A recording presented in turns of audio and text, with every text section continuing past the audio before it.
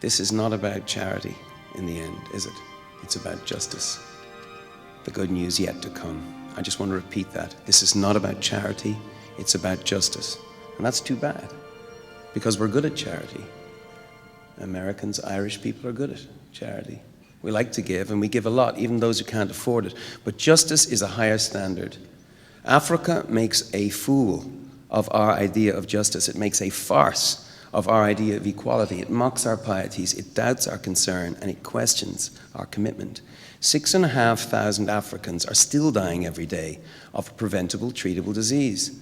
For lack of drugs we can buy in any drugstore. This is not about charity. This is about justice and equality. Bono spoke eloquently of justice to the assembled elite of Washington at the National Prayer Breakfast. And it is well he did. Justice is central to the Bible's understanding of governments and the public policies they pursue.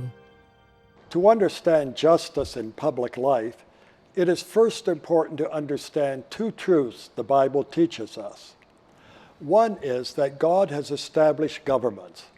The Bible teaches there are three institutions God has established: marriage, the church, and government. Proverbs declares, "By me kings reign and rulers make laws that are just." And Paul in Romans writes, "There is no governing authority except that which God has established." A second truth the Bible teaches is that God established governments in order for them to promote justice in a world that no longer is as it is supposed to be. When the Israelites, after wandering in the desert for 40 years, were ready to enter the land God had promised them, God gave these instructions to Moses: "Appoint judges and officials for each of your tribes in every town the Lord your God is giving you, and they shall judge the people fairly. Follow justice and justice alone, so that you may live and possess the land the Lord your God is giving you." Clearly, the Bible teaches governments have been established by Him in order to promote justice. But all this still leaves a crucial question. What is justice? Justice is giving every person his or her due. And that means that in doing justice, we need to give people what they have coming to them. And normally that means that we owe them good things. But if they have violated laws, if they have ruptured relationships, then justice also means to repair things, to restore things, and even in some cases to engage in punishment of people who have done some things that they really owe some kind of penalty to the rest of society. When we don't pay people a proper wage, that's not giving them what is due to them. When we don't tell the truth to people, we are not giving them what is due to them. St. Augustine once said that we even owed our enemies compassion when that's the appropriate thing. And so there's a lot of stuff in the world today that is out of balance. And to do justice is to restore the balance. It's to make things right again. An idea closely related to justice is the common good. If a government is truly seeking justice for all its people, the common good, not the good of certain narrow special interests, will be advanced. I like to think of common good as being, we're all in the same boat together.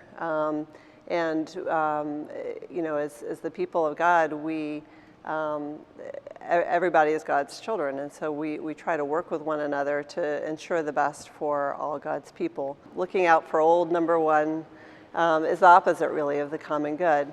And I think, especially in modern American culture, we're so inundated, I think, with whether it be messages from Hollywood or from corporate advertising that plays on some of our weaknesses in this area. And as Christians, we are part of a whole different culture that we're reminded of every Sunday, and hopefully beyond that in our personal devotional time, that we're really about a higher sort of perspective and calling, and that our drive in life isn't just to realize our own personal gain or to reach our own personal goals, but to work for all God's children. But what exactly does all this talk about justice and the common good have to do with us as citizens and voters? This is what I like to call the so what question. And this is my response. In our actions as citizens, as we vote, as we express our opinions, as we sign petitions, we Christians should support public policies that advance justice and the common good. Of this I am certain. But I must quickly admit, this answer only sets us on the right path. It does not lead us home. What remains to be answered is this question: how can we, in specific, concrete situations, determine what positions support the common good or justice?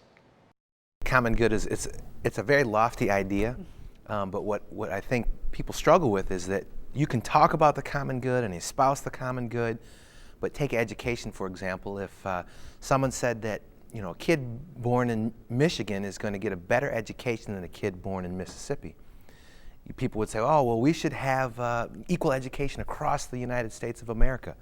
But then when a politician stood up and said, now give me your tax dollar and we're going to ship some of that off to Mississippi and improve the standard of education there. Whoa, wait a minute. You're going to take money from my kid's school?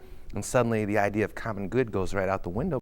Neither here nor elsewhere in this video series am I going to proclaim boldly what justice or the common good means in every and all situations. The world is too complex, and my own wisdom too limited to attempt that. The important thing is that we as Christians seek after justice and the common good as best we can, learning from each other and applying what insights God has given us. Perhaps we can begin that process by considering several examples. For 15 years, a controversy has raged over a 43-foot cross on city property at the top of Mount Soledad in the San Diego area. Some groups have gone all the way to the United States Supreme Court to force its removal. Meanwhile, many Christians are vigorously fighting against its removal. Now take another issue. Several years ago, the Evangelical Environmental Network issued a statement that read in part, "One consequence of our misuse of the earth is an unjust denial of God's created bounty to other human beings." Here we have two issues, one involving a large cross on public property and one involving environmental pollution. What do you think? Do both issues involve justice and the common good? Does neither one? Or maybe one does involve justice and the other one does not? To answer these questions, we need to ask if one or the other more fully and clearly involves whether or not people are receiving that which is due them as God intends. Equally sincere Christians may disagree on the answer they give to this question, but the question is the right one, and the one we as Bible-believing Christians ought to be asking. Let's take another example. In 2003, the governor of Alabama, Bob Riley, who is an evangelical Christian, urged a tax reform package on the basis that the Alabama tax system was unjust. Fairness and justice as applied to taxation, and that's how I got pulled into all of this, requires more from the most of us if your system is out of whack. That message is about as well received as you need a root canal next week. I think it's very, and I've often been challenged in churches. Now that's wrong, Professor. Because the church is charitable, and we're giving, and we're loving, and we make an A in charity. And I said, yeah, we sure do make an A in charity, and we make an F in justice, and it doesn't average out to a C. I think that an unjust tax structure would be one in which one segment of society pays a disproportionate payment compared to another. I think to some degree, those of us who can afford to put more money into our tax structure should do it, and we should do it with a willingness that we're helping everybody. I think both sides have arguments rooted in justice. What's the fair distribution of taxes? So my own, conception of justice, the way I would feel about it would be a way to get each side paying the same percentage of their income. I guess personally I'm not opposed to a progressive tax system, but I do think it's hard to make, bright distinctions between just and unjust. I think there's a case to be made for both sides in terms of justice, and probably we should.